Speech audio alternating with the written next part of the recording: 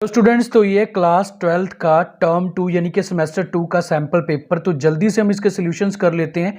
ये टर्म 2 का पेपर है। तो फर्स्ट क्वेश्चन देखिए, इसमें 1 मार्क का है। Part A, how many number of atoms per unit cell are present in a BCC structure, यानी बॉडी क्यूबिक सेंटर में जो नंबर ऑफ एटम्स कितने प्रेजेंट होते हैं। तो ये 2 एटम्स होते हैं, तो इसका आंसर आएगा 2 एटम्स। तो 1 मार्क का है, तो ज़्यादा इसमें लिखने की जरूरत नहीं है, हम ओनली 2 एटम्स लिख देंगे। विच out of the two is more basic, ammonia और एनिलीन, दोनों में से ज़्यादा बेसिक कौन होता है? तो हमको पता है due to resonance with benzene ring, तो ammonia is more basic than aniline. तो अमोनिया जो होता है वो एनिलीन से ज़्यादा बेसिक होता है। तो इसका एक वर्ड में ही हम आंसर दे देंगे। Right the chemical name of vitamin D. तो विटामिन डी का जो केमिकल नेम है वो भी हमको एक वर्ड में ही देना है, कैल्सीफेरोल। तो इसके स्पेलिंग है CALCIFEROL। Write the chemical name of vitamin D. Now the give any one example of a biopolymer. तो इसकी हमने एक एग्जांपल देनी है। तो ये हम बता सकते हैं, तो कार्बोहाइड्रेट है जो हमारे पास, कार्बोहाइड्रेट्स जो है ये बायोपॉलीमर होता है। और इसके साथ प्रोटीन भी हम इसमें लिख सकते हैं। वैसे हमको एक ही पूछा गया है, तो हम अगर 2 दे देंगे तो हमको जो है गलत नहीं होगा, तो हमको 1 मार्क्स पूरा मिल जाएगा। Which type of drug is a chloroquine. तो ये हमारे पास एंटी मलेरियल होता है, एंटी मलेरियल, और इसको हम इम्बिबिसाइड्स भी बोलते हैं। तो ये तो थे हमारे 1 मार्क्स वाले 1 वर्ड के जो हमने आंसर देने होते हैं। उसके बाद हमारे पास पार्ट बी है, जो उसके सॉल्यूशंस भी मैं आपको अभी स्क्रीन पे दिखाऊंगा, तो जो मैंने ऑलरेडी लिखे हुए हैं। और ऐसे ही जो सेक्शन सी है हमारा, जिसमें 3 मार्क्स वाले क्वेश्चंस हैं, वो भी मैं अभी आपको स्क्रीन पे दिखाऊंगा, और वो आप उसको नोट कर सकते हो, उसका स्क्रीनशॉट ले सकते हो।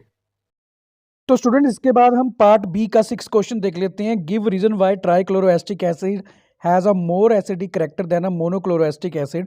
तो इसके लिए हमने एक देखिए यहाँ पे स्ट्रक्चर बनाई हुई है। क्लोरीन है जो, वो ज़्यादा इलेक्ट्रॉन है जो अपनी तरफ विड्रॉ कर रहा है, जिस कारण ऑक्सीजन के पास इलेक्ट्रॉन की जो डेंसिटी है वो कम हो जाती है ट्राइक्लोरोएस्टिक एसिड में, और हाइड्रोजन ईजिली रिमूव हो जाता है, जिस कारण जो ट्राइक्लोरोएस्टिक एसिड है वो एसिटिक एसिड से ज़्यादा एसिडिक करेक्टर है जो वो शो करेगा। नाउ द 7th क्वेश्चन हमारे पास एक न्यूमेरिकल है, जिसमें हमने NaCl की जो स्ट्रक्चर है, जिसको हम केटोन को A पॉजिटिव, जिसका रेडियस हमको 170 picometre, and the maximum possible radius of हमने एनोन बी नेगेटिव का पता करना है। तो उसके लिए हम फॉर्मूला अप्लाई कर देंगे। For a maximum possible radius के लिए A positive upon B negative, तो वैल्यूज़ को सब्सिट्यूट करेंगे हमारे पास, और जो एनोन है उसका पॉसिबल मैक्सिमम रेडियस हमारे पास 410.6 पिकोमीटर के इक्वल आ जाएगा ना। उसके बाद है 8th question, discuss the oxidation of a secondary alcohol. तो इस पे भी हमने क्या किया हुआ है, देखिए आप ध्यान से देख सकते हो। इस पे हमने उसकी स्ट्रक्चर बनाई हुई है सेकेंडरी अल्कोहल की। सेकेंडरी अल्कोहल में 2 अल्काइल ग्रुप हैं। तो यहाँ पे अगर हम देखते हैं तो कीटोन हमारे पास बनता है, secondary alcohol is oxidised, it converted into the ketone. तो यहाँ पे हमने देखिए 8th क्वेश्चन के लिए स्ट्रक्चर बनाई हुई है। नाउ द 9th क्वेश्चन देख लीजिए आप जल्दी से। Phenol has a higher boiling point than toluene, why. जो फिनोल है उसका बॉइलिंग पॉइंट ज़्यादा होता है टोलिन से, क्यों, ऐसा क्यों होता है? तो ऊपर स्ट्रक्चर बनाई है, due to intermolecular hydrogen bonding and the polar nature of a hydroxyl group of a phenol, they have higher boiling point than toluene. तो टोलिन का हमने जो फॉर्मूला भी लिखा है। उसके बाद इसका ही और पार्ट है, और पार्ट देख सकते हो। What is a Williamson synthesis, give an example. तो विलियमसन सिंथेसिस है ना ऑर्गेनिक रिएक्शन फॉर्मिंग है ना ईथर फॉर ऑर्गेनोहेलाइड से और एल्कोक्साइड से। तो हमने इसका जो है एक रिएक्शन भी लिखी हुई है। फॉर एग्जांपल सोडियम जो इथोक्साइड है उसको हम क्लोरो इथेन से रिएक्ट करवाएं तो ईथर हमारे पास बन रहा है। नाउ द 10th क्वेश्चन है हमारे पास, हॉल वोल्हार्स जेल की रिएक्शंस है जो, उसके लिए भी हमने देखिए this reaction use for the halogenation of carboxylic acid of the alpha carbon. तो उसके लिए हमने स्ट्रक्चर नीचे शो की गई है, आप देख सकते हो। कार्बोक्सिलिक एसिड को जब हम रिएक्ट करवाते हैं अल्फा ब्रोमो कार्बोक्सिलिक एसिड हमारे पास जो है वो जनरेट हो जाता है, यानी कि फॉर्म्ड हो जाता है ना। 11th क्वेश्चन है, convert a propene to propanone to propene. तो प्रोपीन यानी कि हमने अनसैचुरेटेड हाइड्रोकार्बन बनाना है with the help of a propanone. तो propanone CH3 COCH3 lithium aluminium hydride हम कैटलिस्ट यूज करेंगे, तो 2 प्रोपेनॉल बन जाएगा हमारे पास पहले तो प्रोपेनॉल। उसके बाद हम उसको कंसंट्रेशन जो से रिएक्ट करवाएंगे तो हमारे पास जो है प्रोपीन जो कंपाउंड जो हमको चाहिए रिक्वायर्ड कंपाउंड वो बन जाएगा। ये हमारा क्वेश्चन नंबर 11 है, convert a propanone to propene. Now 12th question है, list any 2 biological function of carbohydrates. तो बायोलॉजिकल फंक्शंस हमारे पास है, the cell wall of a plants and the bacteria are composed of a cellulose and the carbohydrate serves as a strong molecule. Similarly 13th question भी देख सकते हो आप। और 14th क्वेश्चन में हमारे पास देखिए एक न्यूमेरिकल है 14th क्वेश्चन। 14th क्वेश्चन, हाँ 13th में भी हम देख सकते हैं tranquilizers are the neurological active drugs होते हैं, जिसकी एग्जांपल हमको दी गई है। ना 14th क्वेश्चन एक न्यूमेरिकल है जिसमें डेंसिटी हमको गिवन है 11.2 ग्राम पर सेंटीमीटर क्यूब और एज लेंथ हमको 4 × 10⁻⁻8 सेंटीमीटर। एवोगैड्रो नंबर की वैल्यू हम जानते हैं पहले से ही। तो उसमें हमने एटॉमिक मास कैलकुलेट करना है एफसीसी लेटिस के लिए, जेड हमारे पास 4 होता है। तो सभी वैल्यूज़ को सब्सिट्यूट कर देंगे और हमारे पास जो एटॉमिक मास है वो फाइनली 107.9, जिसको अप्रॉक्स हम 108 ग्राम पर मोल के फॉर्म में लिख सकते हैं। ये हमारा जो है यहाँ पे 14th न्यूमेरिकल है। तो हम इसके लिए हम डी वाला एक फॉर्मूला याद रहना चाहिए हमको, mz/na/a³ यहाँ पे हमारे पास जो Na है वो एवोगैड्रो नंबर है और a³ हमारे पास यहाँ यानी कि a है जो एज लेंथ है, m इसमें एटॉमिक मास और z है जो हमारे पास इसका एटॉमिक नंबर भी हम बोल सकते हैं। तो इसकी वैल्यूज़ को हमने जब सब्स्टिट्यूट किया तो हमारे पास ये न्यूमेरिकल उस फॉर्म में सॉल्व हो जाता है। तो ये देख सकते हो स्टूडेंट, यहाँ तक 14th क्वेश्चन हमारे कंप्लीट हो गया। पार्ट सी जो कि 3 मार्क्स के क्वेश्चन थे, उसका पहला क्वेश्चन अभी 14th क्वेश्चन किया है हमने।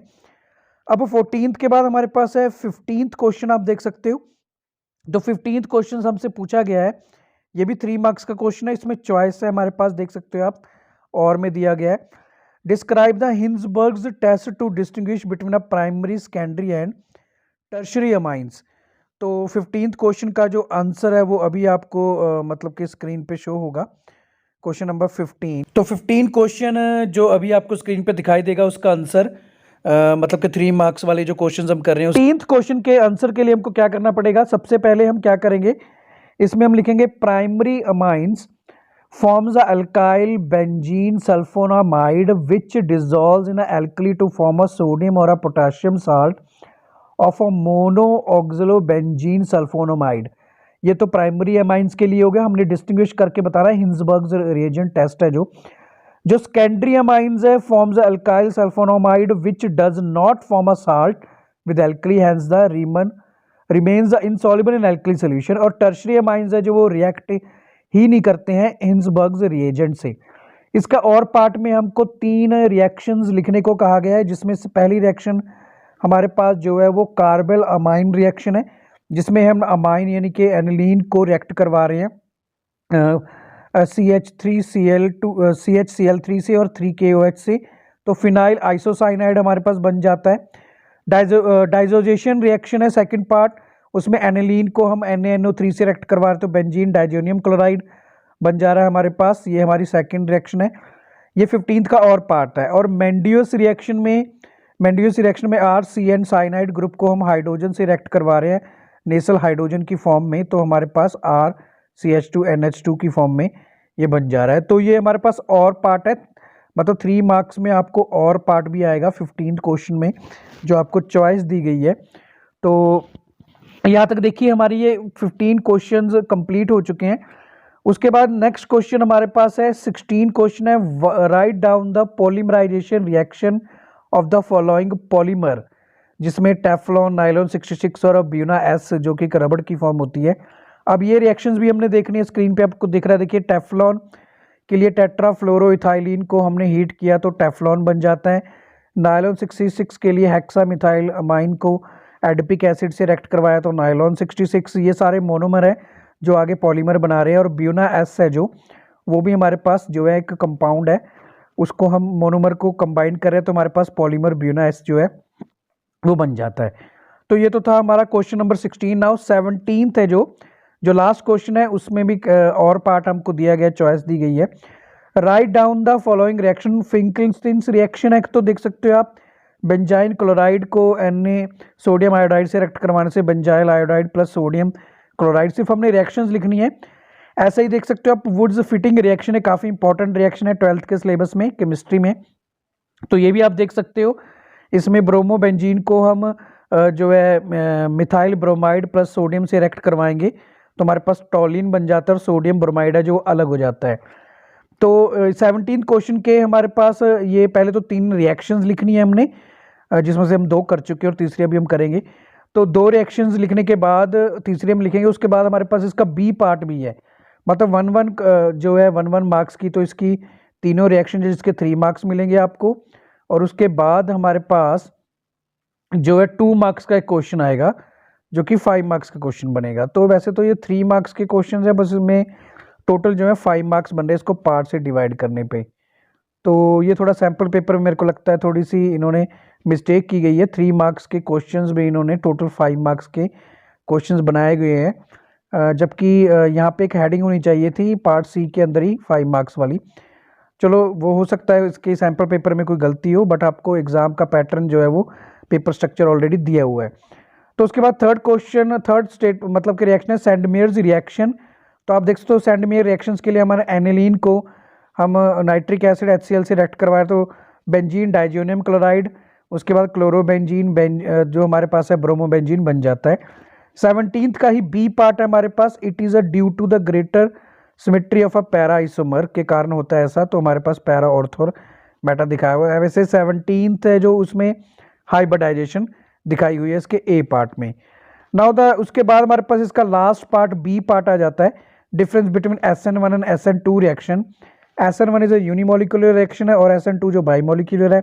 SN1 जो है 2 स्टेप्स में होती है, ये सिंगल स्टेप में, और ये रिएक्शन रीअरेंजमेंट में टेक्स प्लेस और no rearrangement takes place.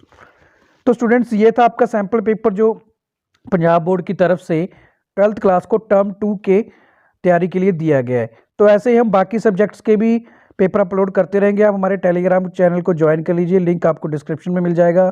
Okay students, keep studying, take care and bye.